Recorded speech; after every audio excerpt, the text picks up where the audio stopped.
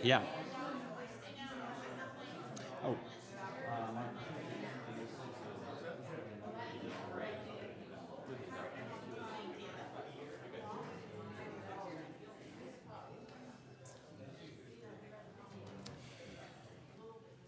All right. Welcome back. Hopefully you had a good breakout session. And we are now going to be blessed with another main speaker. And we have Mark Robinson. He's a teacher at a classical Christian school, and he's a teaching elder in the Pittsburgh Presbytery. And so go ahead and welcome up Mark as he comes to speak.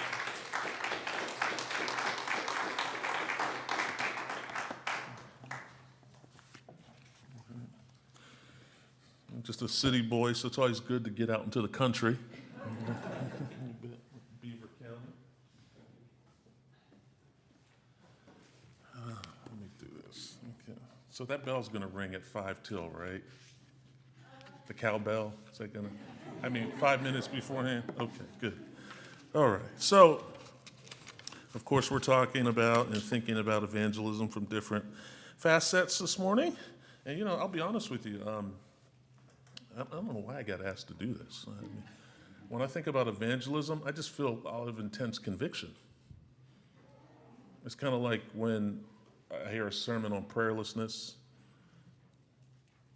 or giving of time. I just feel tremendous sense of conviction because I'm not good at it.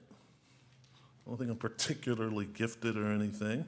Maybe I can share a few things having pastored and tried enough attempts. And you know what, as has already been mentioned, I don't think Presbyterians are all that good at evangelism generally. We're good at some things and, very cognitive, heady, and theologically astute and accurate and rich and things like that. But when I was a Baptist, I felt like we were, it was just really gung-ho, soul winning. It was like an intentional thing. So sometimes I don't feel good.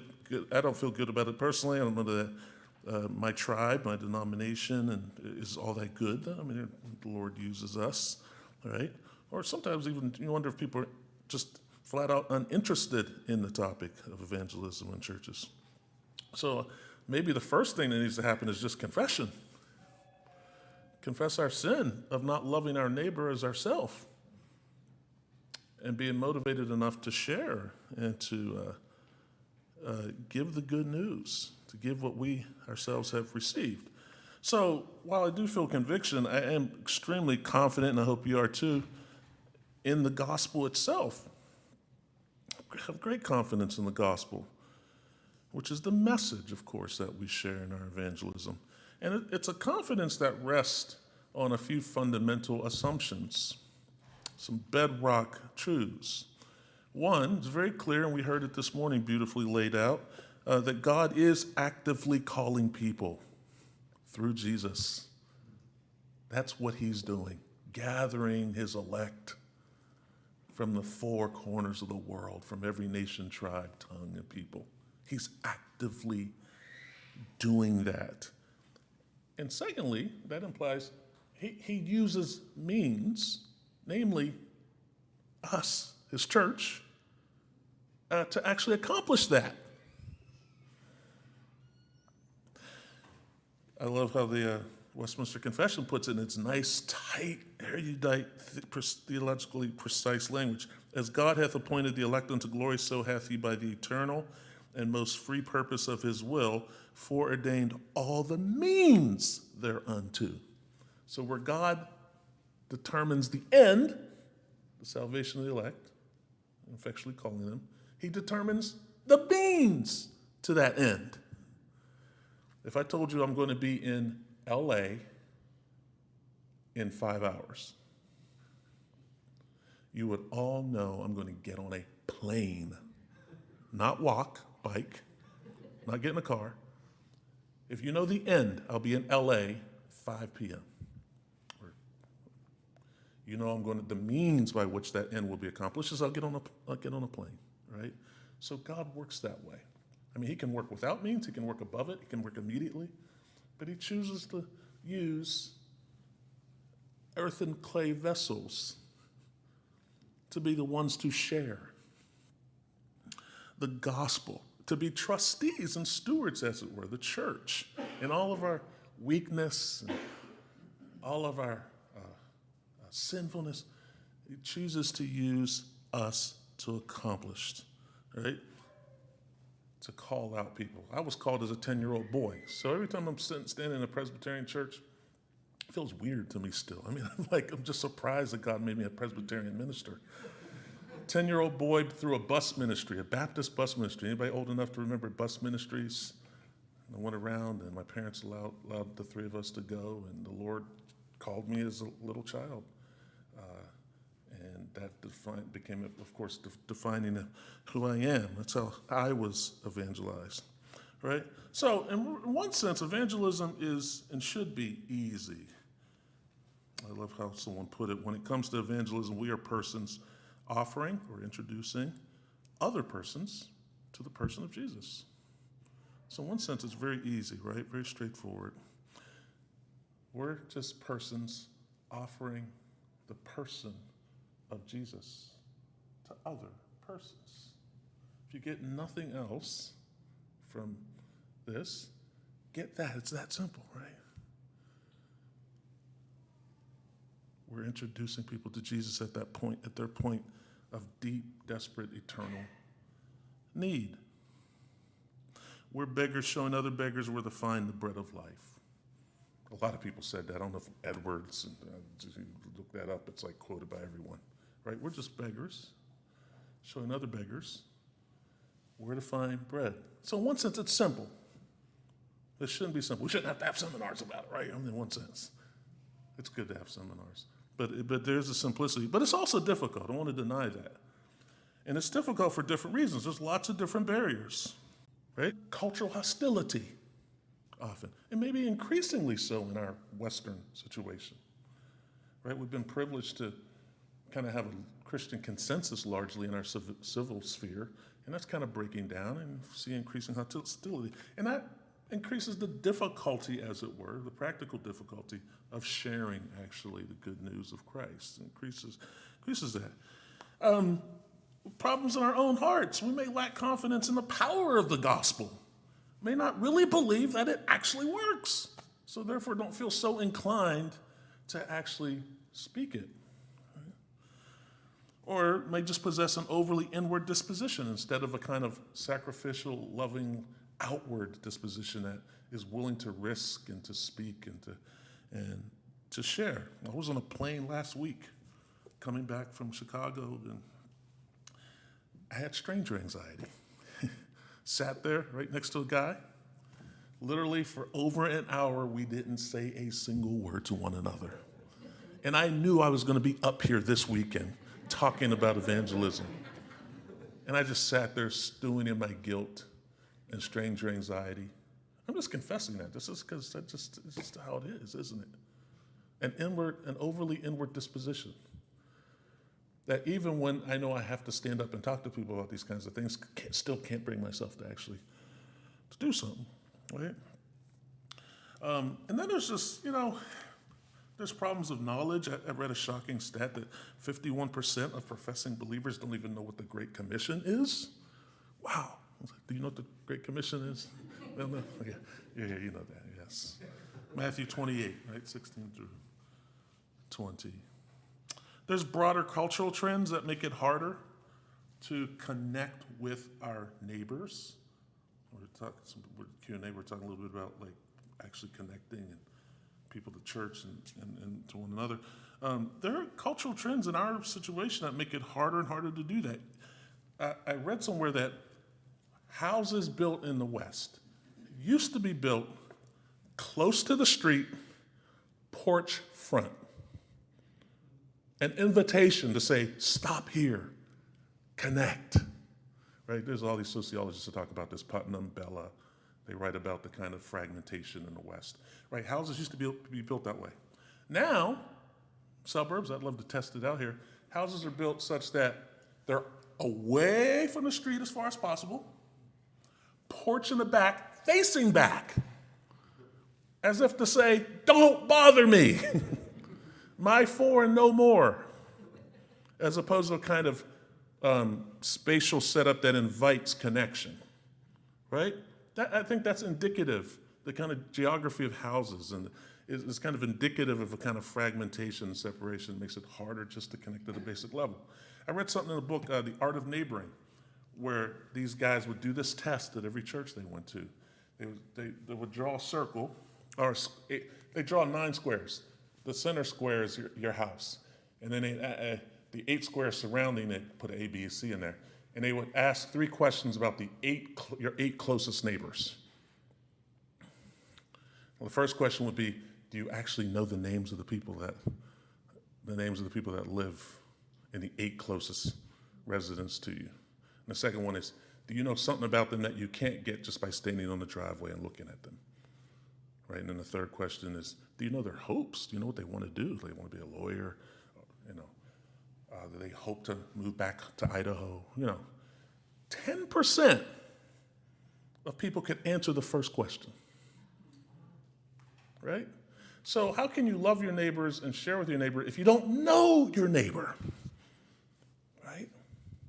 And I'm not trying to just pour law and guilt on us, just kind of just laying out some of the difficulties here and why we need to constantly be thinking about the church's task of being the trustee of the good news, to go out and to actually share it and be the instrument and the agency of giving the gospel to the world. Right? There's so many difficulties about that.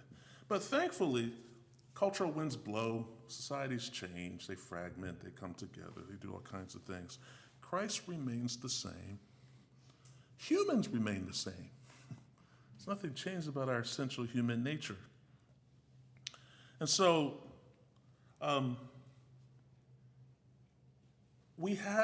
because we don't change, because the gospel hasn't changed, Christ hasn't changed, there are these common points of connection that are true in every society at all times, right? Whether we're lost or saved, and they remain the same. And so what I want to do in our time is I want to race through some of these truths, these connecting points. Some apologists call them points of contact that we have as humans with one another, with truth, and just talk about a little bit how we can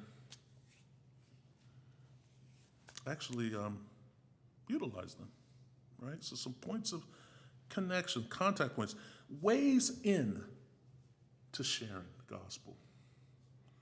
Common assumptions that we can and we should make as we seek to evangelize, to preach the gospel, to proclaim the gospel to every creature.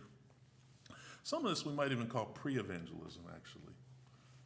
What are some things that are true that we do even before we get to that point of actually giving the message of Jesus Christ, the good news of Jesus Christ, his life, death, resurrection, ascension to the right hand of glory, for the salvation of the people he came to save, right? Before you even get to that kind of tight, crystal clear message, what are some things we should think about or should know or that are helpful that we can assume? And I want to do this by way of jumping off of Acts 17 and Paul's sermon, speech, whatever you want to call it, at the Areopagus, that distinguished place there in Athens. Because I think he does some things there, and lots of people have noted this over the years. I just want to highlight some of them. He does some things that I think are instructive for how we can engage in our environment. Some people call it, secularizing environment or whatever you want to call it. How we can actually engage in this, right? Some contact points. So let me read that sermon in Acts 17, verses 22 to 31. And by the way, a lot of this will be dependent on a book that's being given away that kind of invigorated. It is kind of one way of thinking about the way humans, the kind of shared assumptions that we have. Making Faith Magnetic by Dan Strange. And he had another book before that called Plug In, which is a little more broader cultural engagement, apologetic approach to connecting with the people around us and our culture around us. All right, let me read this passage from the book of Acts, Luke writing, picking up in verse 22. In the first 21 verses there, this is Paul's deep in his second missionary journey with Silas and Timothy, and they stop at Thessalonica. Paul, not being able to help himself, breaks out and begins to preach. And they go from different towns. Jews get angry at him. They start going after him, so he keeps moving. He goes to Athens and waits for Silas and Timothy to get there. And while he's there, his spirit is provoked by all the idols, right? All the Greco-Roman panoply of idols. And he begins to preach. And synagogues there, and then in the marketplace, and then some of these very sophisticated Areopagites hear him, and they invite him to come to the Areopagus, sit before their council, and explain. They love new ideas, right? And that's the passage that we're going to consider. Let me pick up the reading with verse 22 to 31. So Paul, standing in the midst of the Areopagus, said, "Men of Athens, I perceive that in every way you are very religious, for as I passed along and observed the objects of your worship, I found also an altar with this inscription, to the unknown God. What therefore you worship as unknown, this I proclaim to you. The God who made the heaven, the world, and everything in it, being Lord of heaven and earth, does not live in temples made by man, nor is he served by human hands as though he needed anything, since he himself gives to all mankind life and breath and everything.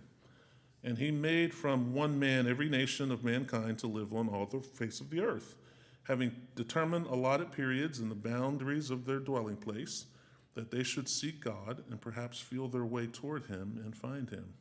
Yet he is actually not far from each one of us.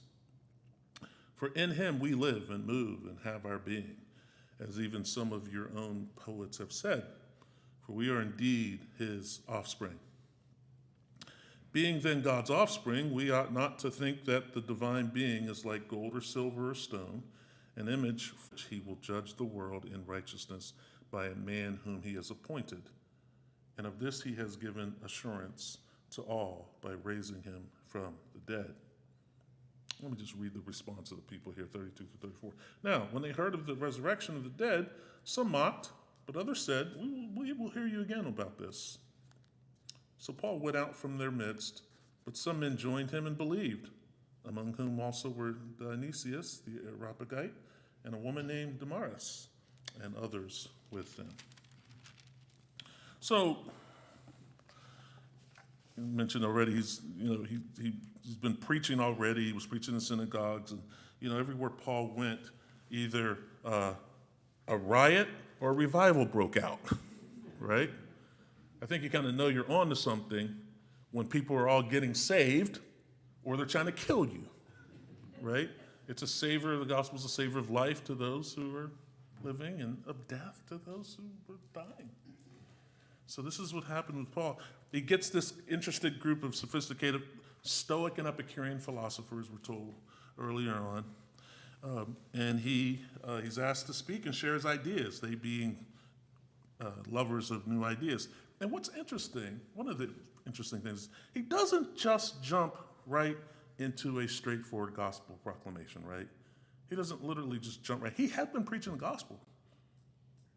But when he's invited to speak at the Areopagus, or Mars Hill, right? It's a hill. When he's invited to speak there, he doesn't just jump right into Jesus. He gets there.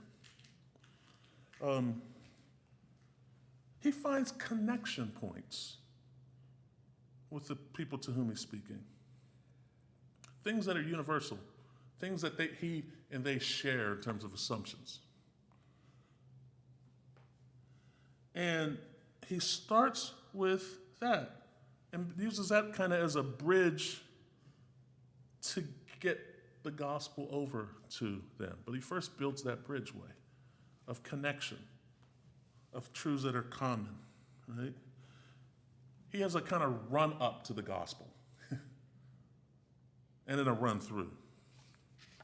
So let's talk about some of those things, because they're universal. They're true. They're as true today as they were then. What are some of these connecting realities? First one, and this is very general, so it's kind of a big one. Notice that he says that he discerns that these men of Athens are very religious people, right? 1723. I perceive, men of Athens, that you are very religious. And that comes from looking around at the panoply of polytheistic gods and then discerning, okay. And so he starts with that point. And to talk about them being religious, there's a lot of things you could say about that. But I think for our purposes, we could say, he noticed that they had a very obvious regard for divinities. It was very obvious. There was a bunch of them. He's like, I recognize that. And they had one to the unknown God. It was like they were covering their bases, make sure they didn't miss anything, right? They knew something, but there was something they didn't know, and they just want to make sure, right? They had a very obvious regard for divinities, and that's a universal condition. There's something true about every single human being, whoever you're going to approach and witness to, share with, they are deeply religious. And here's specifically what is meant by that. If you read Romans chapter 1, Paul says there's things that we know that are undeniable, and they make us subjects of judgment because we know them. Whether you live in Timbuktu or some island where you've never heard the gospel, or you're in the Bible Belt or something, and you hear the gospel all the time, burned over districts or something. What is that? He says in chapter 1, verse 20, as we say, he says, for God's invisible attributes, so things we can't actually physically see, but we know, namely, and he names two of them, his eternal power and divine nature have been clearly perceived ever since the creation of the world. And what does that do? It's clearly perceived ever since the creation of the world in the things that have been made. So the invisible is seen in the visible, right? And what does that produce? Paul says, so that they are without excuse. God gets through to everyone. He says, God's eternal power. What is it about? How is it that we know God's eternal power? You know what that implies? That implies we recognize a sort of dependence. That there's a greater power above us. Everybody has that knowledge. The Athenians did. All the various different tribal groups of the world. Sophisticated Westerners. It takes different shape, but there's this recognition that we are dependent on something above us. His eternal power is known. Everyone is cognizant of that. Paul says we try to suppress it, try to push it under, but it's there. It's like that kind of ball you put in water, beach ball, put in the water, you submerge it so that nobody can see it, but what happens if you just move just a little bit? Whoop, up it goes, right? This truth slams us in the face. God's eternal power, which implies we recognize a dependence on something or someone higher. And his divine nature. You know what that implies? This implies personality and accountability to someone. His divine nature. We know we are responsible for our actions, for the norms that we have. But not just in an abstract sense. We're responsible to someone for those. Right? So there's an implication here. I'll break this out a little bit more. Right? There's this implied accountability to someone because everybody knows God's divine nature. They know someone to whom we must give account or obey. Now, Greek philosophy, a lot of people maybe don't realize this, but Greek philosophy was considered a religion. It wasn't just like an abstract school thing. Plato and Socrates and the great Greek philosophers were considered like prophets and priests. You had the mystery cults, you had Judaism, you had philosophy, And then there's this little sect of Christianity now. Greek philosophy was like a religion. You had Christianity, Paul's Christian, Jew, but he's Christian. Couldn't be further apart in terms of the nature of things. One's polytheistic. Christianity is very radically, profoundly monotheistic. One kind of almost worships ideals, cosmic ideals, stuff that doesn't touch the earth. Christianity says it's very concrete. God takes on flesh, comes down to earth, and dies. He touches dirt. Right? Completely opposites in terms of the nature of these faiths. And yet Paul finds a common connection in this irrepressible religiosity. Right? So the Athenians, Christians, you name it, are commonly connected in this quality of being religious, giving regard to divinity or divinities, of knowing eternal power above us, over us, and a divine nature to which we are accountable. He sees a kind of common connection in those things. And so it is with everyone you meet. We can assume this about everyone, that everyone we meet stamped with the image of God, so they're aware of and haunted by the reality of God all the way down into their DNA. As much as they might try to stamp it out, it's there. I like how someone put it. So, you recognize this as a connecting point, then you will recognize that we don't come as bringing religion to people, as it were, to them. We come as those offering answers to questions they are already answering, offering in exchange for religious commitments they already have, and offering a way to mend a relationship with God they are already in, though it's an alienated one. These things are true about people, right? It's not like human, Christians are one kind of weird creature that thinks a certain way about divinity, and our unbelieving neighbors and friends and family are some other kind of creature that doesn't think about those kinds of things. There is this religiosity. We could say, I perceive you to be very religious, right? And this is so true. When I pastored in New York City, and I would visit people, I'd wear my clerical collar because it just makes it so much easier when you visit a hospital. Fewer questions, you're able to get to see people through the complex maze. I wear my clerical collar.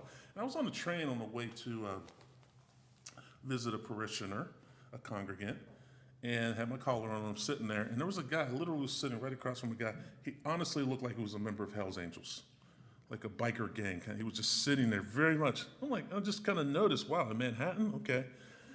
He looked at me, and then his eyes went down. He got up, came and sat down right next to me.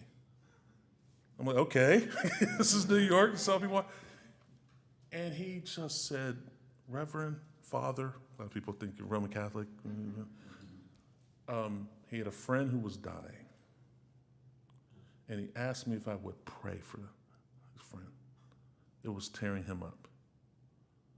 I would not know that he had that kind of religious sensibility just by looking at him, but it was in there. He was hurting. This tough-looking guy was hurting, and he thought to himself, I don't know what his state is. I don't think he knew the Lord. It just seemed he was just kind of hurting, and this is an option. He had a religious sense that, let me ask this religious man, maybe even like a talisman or something, that somehow if I prayed, it's going to help. He asked me to pray for him, and I was like, wow. People they're religious. There's something going on there with them, and there's an understanding of divinity and of God from whom they're alienated, and they have certain ways of conceiving of that and different things like that. And that happened, that's just one instance. That happened a number of times.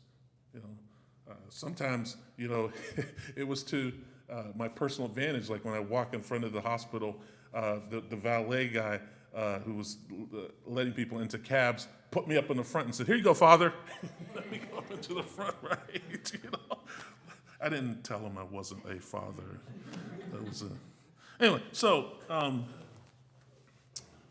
religious connection. That people are religious, and you can break that out in so many different kinds of ways. But there's this regard, this Romans 1:20 regard for divinity.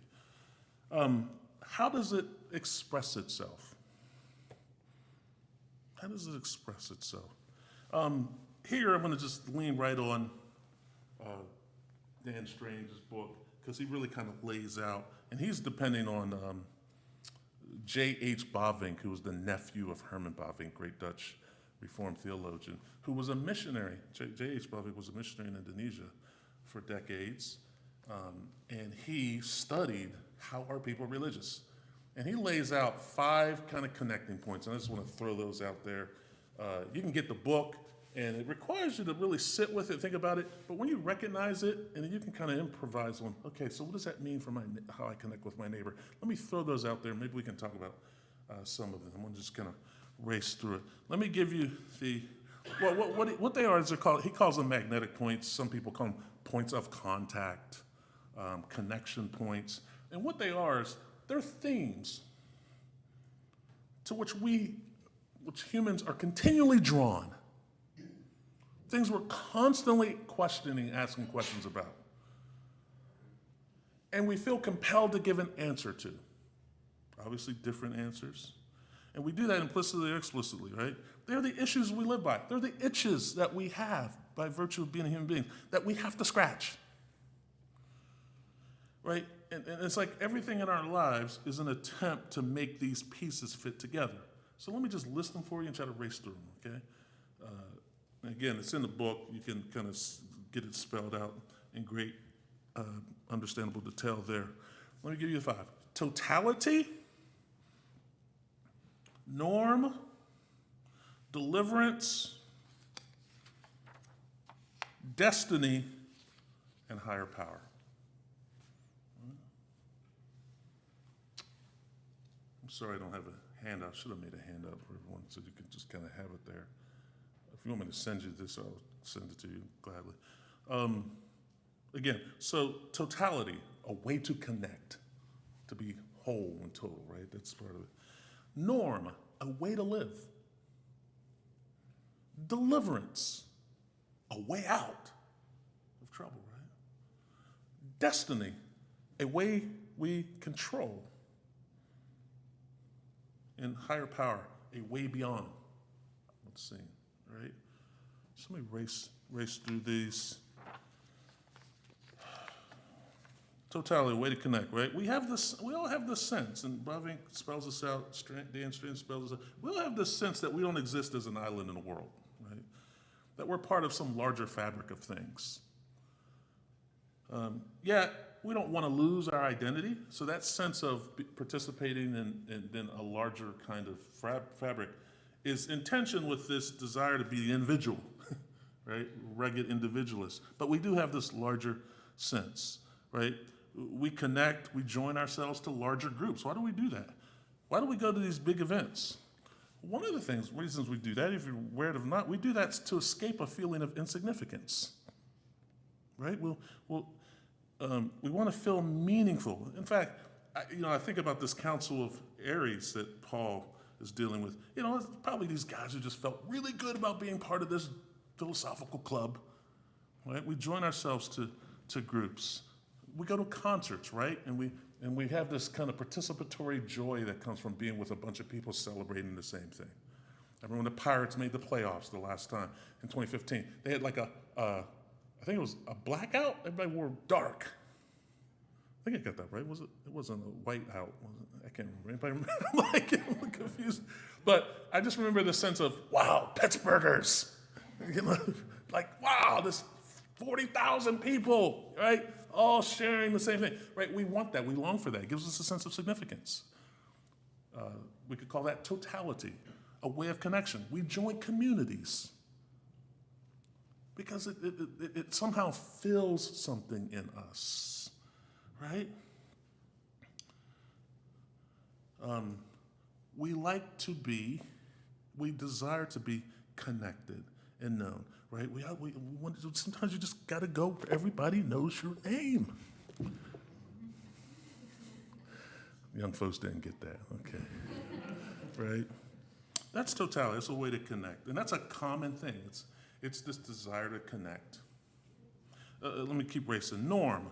That's a way to live, right? A standard. Everyone is haunted by this question. By what standard? I wake up in the morning harassed by a list of things I have to do in order to feel like I'm a successful person, right? We all have that.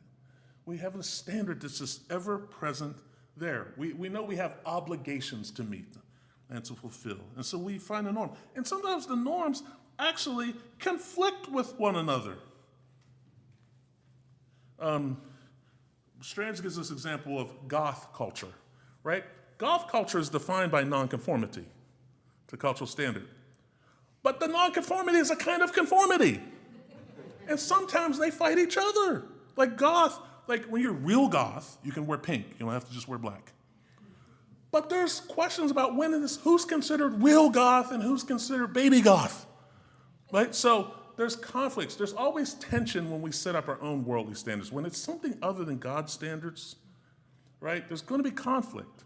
It's going to crash at some point, right? But we all are striving. We all have some standard of purity, some norm that we feel if we meet this, we're okay. If we don't, we fail. Right?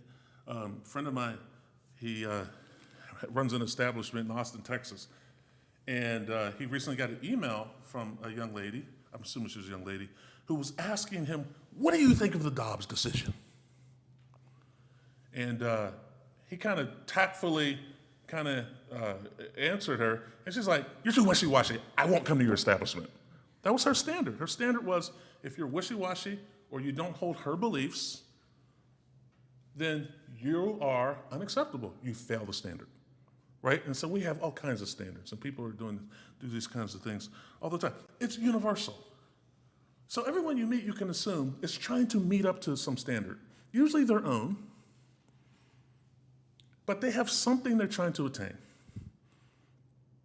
They have some sense of internal obligations that they feel that they have to meet, all right? So I don't want to get too philosophical, right? So there's totality, there's a norm, a way to live.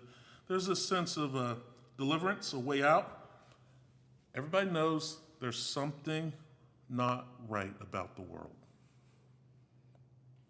There's just this sense of things are not as I absolutely want them to be or as they absolutely should be, right? Your neighbor knows it, you know it, and then the questions emerge, how do you fix it? And behind that question are more fundamental ones, right? What do we need delivered from? What does redemption actually even look like if it comes? And depending on what we want delivered from, right, we may trust politics or trust the science to deliver us, right? So everybody has this sense. I think a lot of, and people have written about this, why do people fight so much over politics? Because we see politics as a major means of deliverance. As a way to get us out of whatever plight, social plight or life plight we're in, right? So there's this sense of deliverance. How can I be free, right? I connected with an Uber driver. He was a Moroccan Uber driver long ago. Because, and this was right after, in Pittsburgh, there was this Uber, there was a man who told his Uber driver to go out into the woods and he shot her, right? Mother of 3 or 4 that happened not too long ago. So right after that, I took an Uber, and he was a Moroccan Uber driver. And I was thinking, I want to connect with him.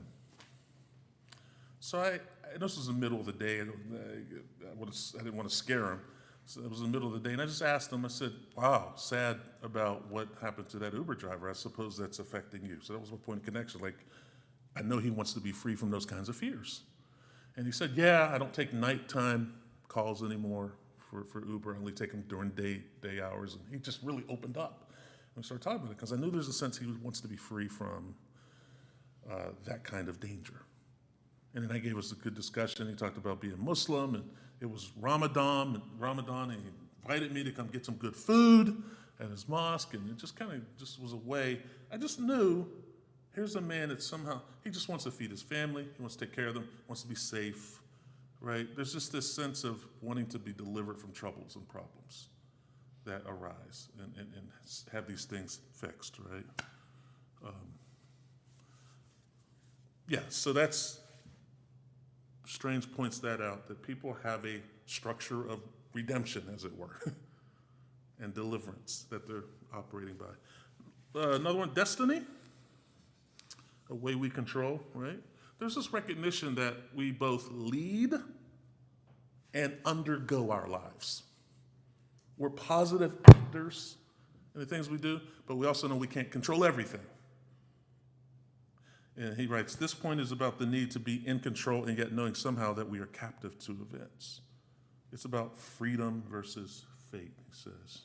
Are we active players in the world, or are we merely creators moving under the thumb of someone or something else, right?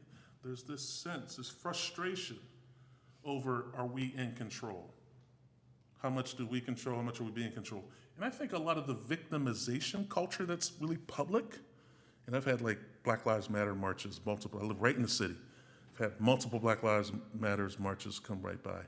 And underneath some of that, there's all kinds of things going on. Underneath some of that is this kind of, whether it's misguided or true or kind of both, am I a victim because of something I can't help, right? Something I can't change, my race or DNA, right? How much am I a participant? And we could say, certain groups are going way overboard with that and blaming, and right? There's all kinds of things going on. But I think this destiny point, this desire to have some control, but recognize we're not completely in control. This desire to be active, but also feel like an avatar in some ways of circumstances beyond their control. And higher power, right? A way beyond. And Strange calls this the supermagnetic point. This is a big one. It asks if there's a way beyond our normal experience, a way to connect with someone or something higher than ourselves. Transcendence, as it were. And Paul's appealing to that, the unknown God. He's telling them what that is that they're actually trying to get at, and is using their religiosity and their recognition of a higher power, as it were, to connect. He's playing on that on his sermons, right? It's a starting point. And we might in the West be tempted to go, well, what about atheists? Right? What about atheists? Well, I love what Strange says. He says, if somebody says, I don't believe in God, he says to them, well, tell me about this God that you don't believe in, because I might not believe in him as well. Right? He kind of pulls the rug out from under them in that kind of way to say, well, there are wrong views of God, and even as a Christian, I don't accept a wrong view of God. And this higher power, or this recognition of a higher power, right? His eternal power, his divine nature, this kind of implicit recognition that every human being has wired into us as kind of worshiping creatures. We just kind of recognize that everybody's got to serve and worship somebody. So those are connecting points. And let me just say really quickly, because I won't do the second part here. I could give you the points, but because I'd like us to talk and just discuss our situations and things like that. Paul gets to the point where he says, God has appointed a day where God is going to judge the world in righteousness, right? Norm. And that we must repent and believe. He connects and he confronts. He makes the connection. You're religious. Let me tell you about this unknown God that you're trying to cover your bases. And he gets to the point, okay, now there's a day of judgment coming. He confronts. He says, you can't worship that made with hands. God made us. We don't make images of him. Right? He confronts. He subverts. He turns over their religious assumptions while connecting with them. So there's this connecting and confronting. There's this finding common ground. Where's God already at work? Where's the Spirit actually bringing some light and truth? Seizing on that. And then confronting it and saying, there's a better story. You want this conclusion, you ain't going to get there through that. There's a better story, and that story is Jesus. Right? So all these impulses, all these magnetic points, they're answered in Christ. Connection. I am the vine. Find your life in me. Right? You want connection? This is the only connection that won't fail you. This is the only connection that'll work. Everything else will fail. Nothing can bear the weight of your hopes. Right? The norm. I am the way, the truth, and the life. No one comes to the Father but by me. This is the genuine, true, real one that we have to believe and accept. There is no other Savior from sin. That's the norm, right? Or deliverance. I am the resurrection and the life. You want to be delivered from death, and death hovers over the deliverance point. I didn't get into all that. You read Strange on that. There's just this fear of death that in the West we kind of suppress and anesthetize and put away. Christ says to that reality and that fear of death, that dread, right? He takes that away because he is the resurrection and life. We will not die ultimately in him, right? Destiny, who's in control? I am the good shepherd. So there's all these different ways, and there's ways you can think about how do you connect Jesus? You're a person introducing the person of Jesus to other persons. Knowing some of these points that are common, and you have to think about these for a while. I know, let's kind of throw them out there. How do you preach Christ in a way that connects, right? It fulfills the desire and story that they really want, but while confronting it, saying you ain't going to get what you want from your story. How do you connect and confront when you present Christ? And that happens in all different kinds of contexts, sermons, for me, one-on-one relationships, long-term relationships, quick conversations on a commute, on a plane or something. Parties, picnics, family, right? There's just all kinds of ways. So you got to think about it. Think about your context, things like that. Okay, let me stop there. I got some other things, but I know that was like probably a fire hydrant. But you got any comments or questions or anything? I would say read the book, even read it with other people. Sit down, think about your cultural context, where you are, where God has providentially placed you. Think about those people in your life that you can bridge some connection to. And think about these common points and how they could be bridges to presenting the gospel, good news. Do I have any comments or anything with that? Yes. So you gave one example, like with the Uber driver. Yeah. Can you give another example? I'm just trying to Sure. think of, like, I have a friend who kind of threw out fear of death as like a passing thing. And I'm like, how do I get back into that conversation without, I don't know, I guess I'm afraid of like offending. I perceive you're very religious. No, Okay. I'm not. I'm really not religious at all. I don't want anything to do with religion. I think the most non-threatening bridges to connect with people is through testimonials of your own faith that conquers fear. Because it's kind of like we heard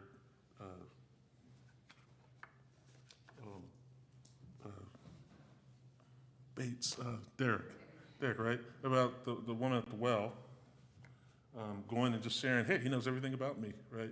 Just a kind of humble disclosure about how fear is a huge thing, right? And death lurks behind that fear. That's a massive thing. Just sharing, I think, how Christ has aided you in facing a destiny of death and the fear that comes from that. Because what can people say when you just share how you've experienced? That's, authenticity is a huge thing. Let's latch onto that. People want authenticity. People want truth-telling, disclosure.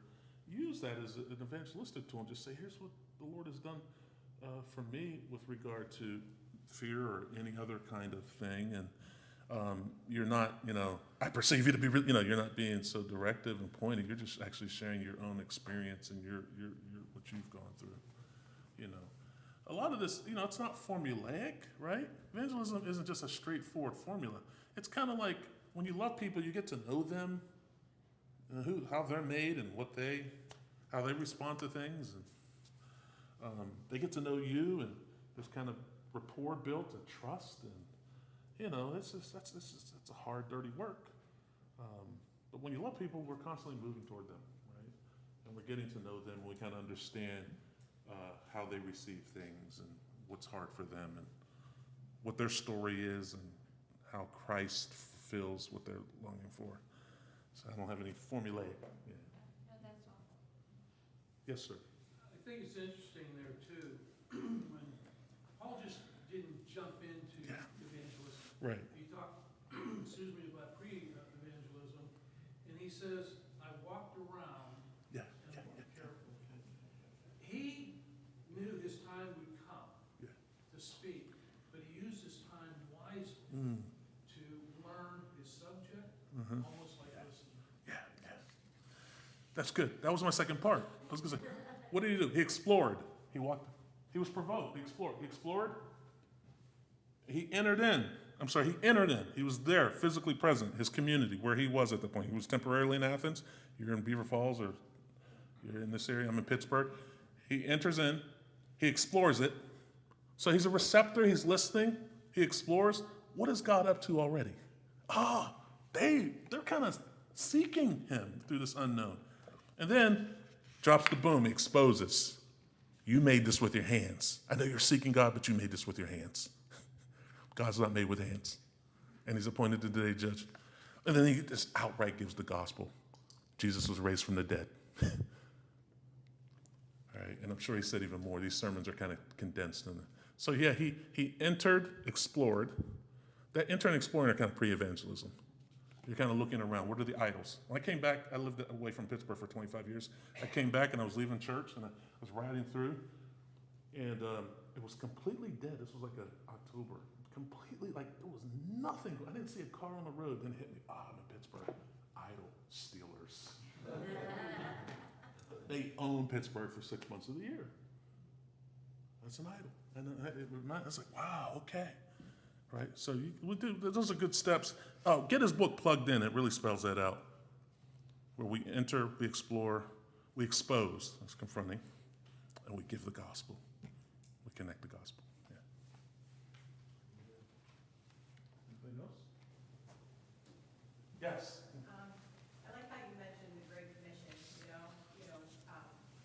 a command. Jesus is commanding us to do this, and he's equipping us to do this. Yes. And when I think about that, like, that really brings a lot of weight to that command, because he's not saying, you, pastor, go out, he's saying, you, Christian, Yeah. you, and you, Right. like, and you go out, and I will equip you, and I will be with you always. So Yes. when we go out and we make disciples, it's not our disciples, it's Jesus' Yeah, disciples. yeah. We are just being the means and the tools that the Lord is giving for us to disciple other people. Yeah. Amen. That's Ephesians 4. It's a good practical explanation. Training people for the work of the ministry. And the church gathered and the church scattered are instruments of evangelism. So when we're together, we're doing it. When we're apart in our various spheres where God has put us, we're being epistles known and read of men. I mean, we could quibble over, is it principally the church gathered and pastors, or is it principally church scattered, every man? There's all different ways of conceiving all that, but it is both. That's both. And he's equipping us. Thank you for that reminder. That's, man. I honestly don't feel good about it. I get stranger anxiety. I just don't want to be bothered with people. Sometimes I feel like, do I love books more than people? It's just like all that kind of like stuff going on in my heart. I love how D.L. Moody, we have to be provoked like Paul was provoked, right? We didn't read verse 16, but he went into Athens and he was provoked by all the idols. His heart, right? It's like D.L. Moody was a great 19th century evangelist, I think, who in Chicago, he was in a room and he asked a man, what do you see when you look out the window? He says, I see a bunch of people. He says, I see souls in the gospel, right? So do we have eyes to see? Are we excited about our own salvation? Do we savor the gospel? I mean, do you feel the power of your own forgiveness? Right? Of being healed? Of being in Christ? Does that kind of stuff give you joy? then you can't help but share, right? It's like C.S. Lewis said, we spontaneously share that which, what we enjoy, we spontaneously share. Kind of like Stevie Wonder said it, right? When the man who thinks this woman's beautiful, he turns around and says, "Isn't she lovely?" Right? He like can't help himself. When you read a great book, you go, "You gotta read this." You call up your friends, you email them. You see a good movie, it's like, "You gotta go see Maverick Top Gun. You got to go see that. It was so good." You know, that's what we do. Things, enjoyments are spontaneously shared because it makes the joy complete. We don't feel like the joy has found its sort of proper recognition unless it's a shared joy. I feel like this with the gospel. That's why Jesus had to hush people he healed sometimes. They couldn't help it. If you were healed by Jesus of a long time infirmity, you're going to like go crazy and say, "You got to go meet this man who did that." So I think the best evangelist is a satisfied customer. The best salesperson is a satisfied. It really starts there. We can get technical. We can talk apologetics and all this. But if you're someone who just is so satisfied in the joy of your salvation, as you're reminded weekly, from pastor, the gospel's given, as the truth is set before you, and the Spirit and the gathered assembly is at work, you're going to want to invite other people into that in whatever ways are appropriate